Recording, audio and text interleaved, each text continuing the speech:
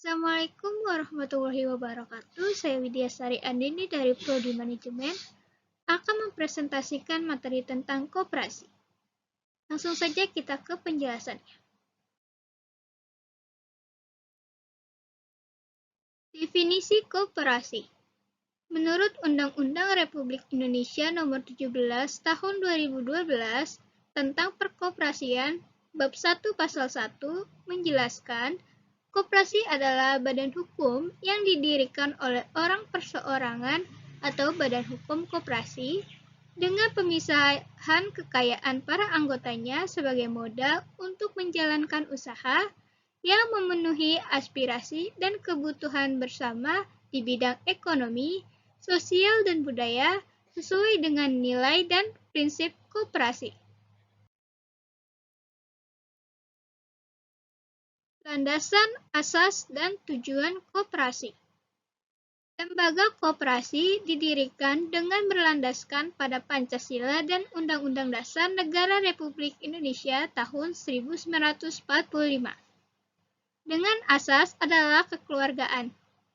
Ini semua terangkum dalam Undang-Undang Republik Indonesia Nomor 17 Tahun 2012 tentang Perkoperasian Bab 2 Pasal 2 dan 3. Lebih jauh dalam Pasal 4 dijelaskan bahwa koperasi bertujuan meningkatkan kesejahteraan anggota pada khususnya dan masyarakat pada umumnya, sekaligus sebagai bagian yang tidak terpisahkan dari tatanan perekonomian nasional yang demokratis dan keadilan.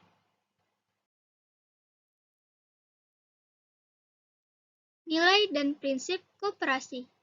Dalam Bab 3 Undang-Undang Republik Indonesia Nomor 17 Tahun 2012 tentang Perkoperasian pada Bab 3 pada Pasal 5 dan 6 menjelaskan tentang nilai dan prinsip koperasi, yaitu pada Pasal 5 ayat 1, nilai yang mendasari kegiatan koperasi yaitu kekeluargaan, menolong diri sendiri, bertanggung jawab, demokrasi, persamaan, berkeadilan, dan kemandirian. Pada ayat 2, nilai yang diyakini anggota koperasi yaitu kejujuran, keterbukaan, tanggung jawab, dan kepedulian terhadap orang lain. Pada pasal 6 ayat 1, koperasi melaksanakan prinsip koperasi yang meliputi yang pertama, keanggotaan koperasi bersifat sukarela dan terbuka. Yang kedua, pengawasan oleh anggota diselenggarakan secara demokratis. Yang ketiga, anggota berpartisipasi aktif dalam kegiatan ekonomi koperasi. Yang keempat, koperasi merupakan badan usaha swadaya yang otonom dan independen. Yang kelima, koperasi menyelenggarakan pendidikan dan pelatihan bagi anggota, pengawas, pengurus, dan karyawannya, serta memberikan informasi kepada masyarakat tentang jati diri, kegiatan, dan kemanfaatan koperasi. Yang keenam, koperasi melayani anggotanya secara prima dan memperkuat gerakan koperasi dengan bekerja sama melalui jaringan kegiatan pada tingkat lokal, nasional, regional, dan internasional. Dan yang terakhir, koperasi bekerja untuk pembangunan berkelanjutan bagi lingkungan dan masyarakatnya melalui kebijakan yang disepakati oleh anggota.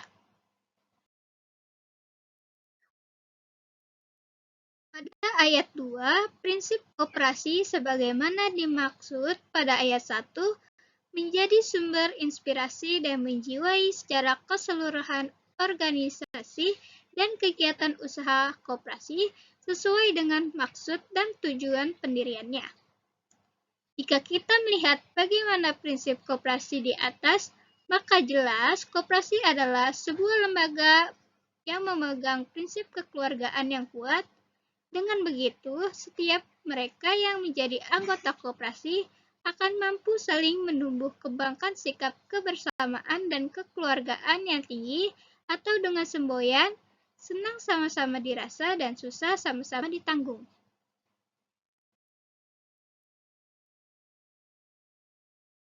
Sumber modal koperasi. Untuk mendirikan koperasi dibutuhkan modal dan tentunya jumlahnya tidak sedikit. Sehingga kita juga perlu mengetahui sumber modal koperasi. Adapun sumber modal koperasi secara umum diperoleh dari setoran anggota berupa setoran wajib atau pokok dan setoran sukarela. Lalu, donatur atau hibah dari pihak yang memiliki kepedulian pada pengembangan koperasi. Lalu, pemerintah daerah, penjualan obligasi atau dari pinjaman dari pihak yang dianggap layak, dan lainnya yang dianggap layak atau tidak bertentangan dengan anggaran dasar dan anggaran rumah tangga koperasi.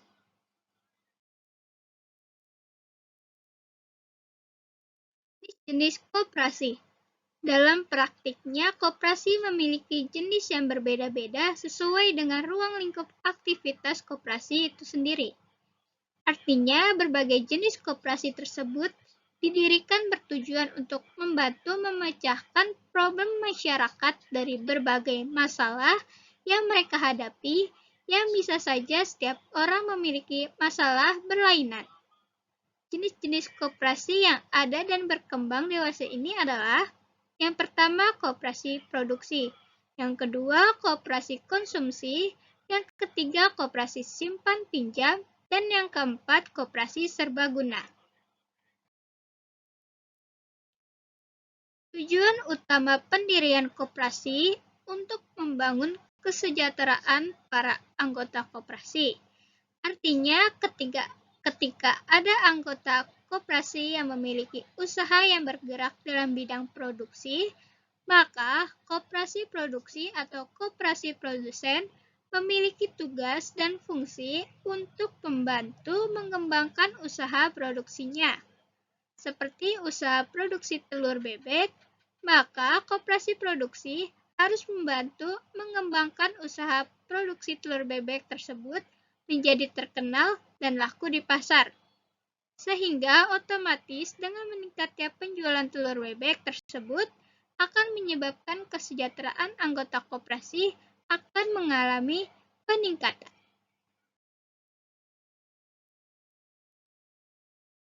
Koperasi simpan pinjam.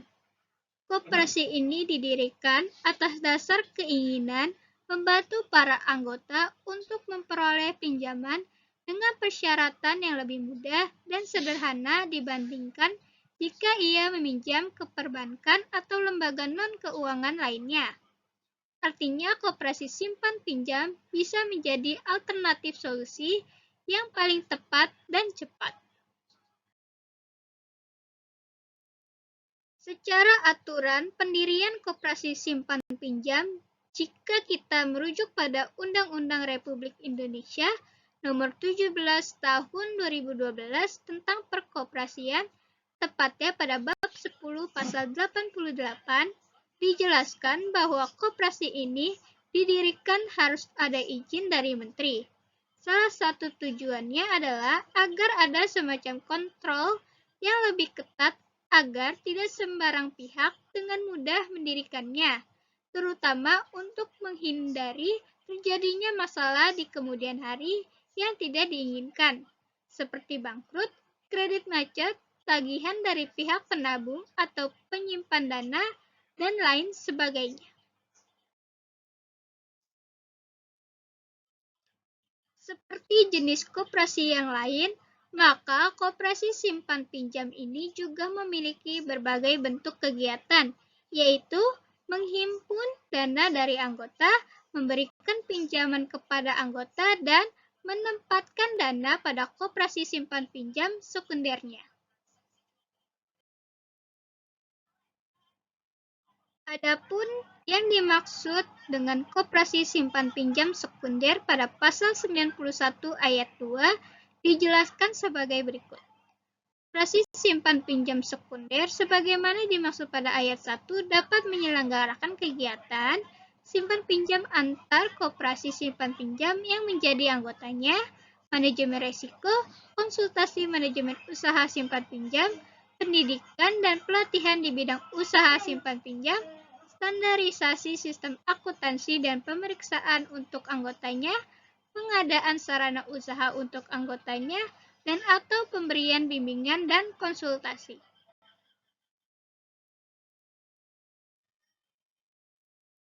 Koperasi dan ekonomi kerakyatan. Tokoh yang paling dikenal sebagai protak konsep dasar koperasi di Indonesia yang pertama yaitu Muhammad Hatta, Wakil Presiden Indonesia yang pertama. Hatta dikenal begitu tajam dalam mengkritik perekonomian model kapitalis. Tulisan Hatta telah termuat di berbagai media pada masa itu dan telah membuat pihak Belanda marah besar. Namun, semangat nasionalisme Hatta tetap menyala sehingga ia tetap terus menyampaikan pemikirannya tersebut. Karena pemikirannya, Hatta pernah ditangkap Belanda pada September 1927 dengan tuduhan menghasut terhadap pemerintah. Pasca penangkapan Hatta oleh Belanda, ternyata telah menimbulkan sikap protes yang tinggi dan kalangan intelektual dan politisi, partai serta organisasi Islam yang nasionalis pada masa itu. Hatta dibebaskan pengadilan pada tanggal 22 Maret 1928. Perjuangan dan rasa nasionalisme Hatta sangat tinggi terutama dalam menentang model ekonomi kapitalis. Pada tahun 1934, ia menulis buku Krisis Ekonomi dan Kapitalisme untuk menggambarkan dampak krisis terhadap kaum buruh, tani, pedagang kecil, dan perekonomian rakyat secara umum, dilengkapi tinjauan sejarah mendalam atas krisis yang terjadi sepanjang sejarah kapitalisme. Ada yang menarik dari pemikiran Hatta yang bisa dipetik pada saat sekarang ini. Dalam pemikiran Hatta, usaha-usaha yang besar harus diusahakan oleh negara atau BUMN, terutama terkait dengan public utilities, menguasai hajat hidup orang banyak, atau cabang-cabang ekonomi strategis. Adapun jenis usaha kecil dan sedang dikerjakan oleh koperasi, di mana koperasi diselenggarakan oleh rakyat kecil yang bermodal kecil. Namun, bukan berarti Hatta kemudian anti terhadap usaha swasta. Menurut Hatta, di antara sektor-sektor atau cabang ekonomi yang dikerjakan oleh negara dengan koperasi itu masih terdapat wilayah ekonomi yang luas yang bisa digarap swasta.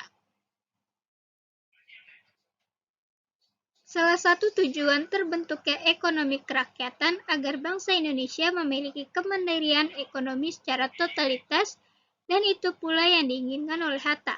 Beliau berkata salah satu sisa kolonialisme yang menghambat kemajuan yang mesti disapu selekas-lekasnya ialah inferioritas kompleks, yaitu rasa diri rendah. Rasa diri rendah itu yang ditanam oleh jiwa rakyat kita oleh penjajahan yang berabad-abad lamanya, harus kita berantas habis-habisnya.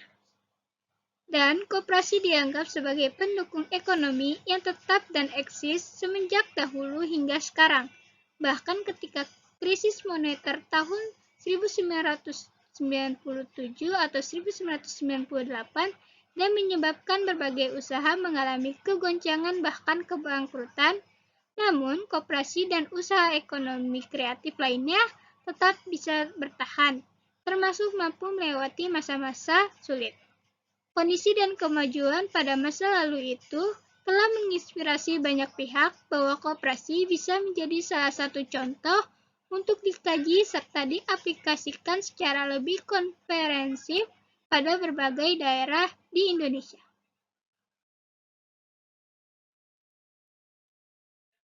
Kesenjangan ekonomi dianggap dapat menjadi salah satu masalah yang bisa membawa pengaruh kepada konflik politik ekonomi dan bahkan bisa menyebabkan pada terjadinya kopdar dan sejenisnya. Kopdar adalah pengambil alihan kekuasaan secara paksa atau penurunan jabatan seorang presiden, gubernur atau sejenisnya sebelum habis masa jabatannya. Seperti jatuhnya rezim Ferdinand Marcos, Muammar Gaddafi, dan lainnya. Dari sejarah mencatat bahwa salah satu faktor runtuhnya rezim Orde Baru karena faktor krisis moneter yang berimbas pada krisis ekonomi dan selanjutnya diikuti oleh krisis politik hingga turunnya Presiden Soeharto dari posisinya sebagai Presiden Indonesia. Sehingga wajar jika kesenjangan ekonomi menjadi begitu perlu diperhatikan. Henry Georges, tahun 1879, ekonomi dan sejarawan Amerika berkata tentang keruntuhan peradaban Romawi. Kekuasaan Romawi telah mekar melalui berbagai penaklukan atas bangsa-bangsa yang sebelumnya saling bermusuhan. Ia mengikat bangsa-bangsa itu dalam kehidupan bersama. Dalam kekuasaan Romawi itulah dunia hidup dalam kedamaian. Namun ketika kesenjangan mulai terjadi, peradaban Romawi mulai membusuk dan jatuh. Jauh sebelum kepungan tentara bangsa Goth dan Vandal menghancurkan Romawi, bahkan jauh sebelum batas wilayahnya semakin mengecil, Romawi telah mati di pusatnya. Kesenjangan telah meruntuhkan kekuatan dan semangat mereka. Pemerintah menjadi zalim, pembunuhan-pembunuhan dibiarkan, watak patriotisme berubah menjadi watak budak, sifat keji dan curang menghanyutkan masyarakat, pendidikan diabaikan, distrik-distrik yang subur menjadi terbengkalai di mana-mana. Kesenjangan itu muncul, ia menimbulkan kebusukan politik, mental, moral, dan material. Barbarisme yang menghancurkan Romawi tidak berasal dari luar tetapi dari dalam.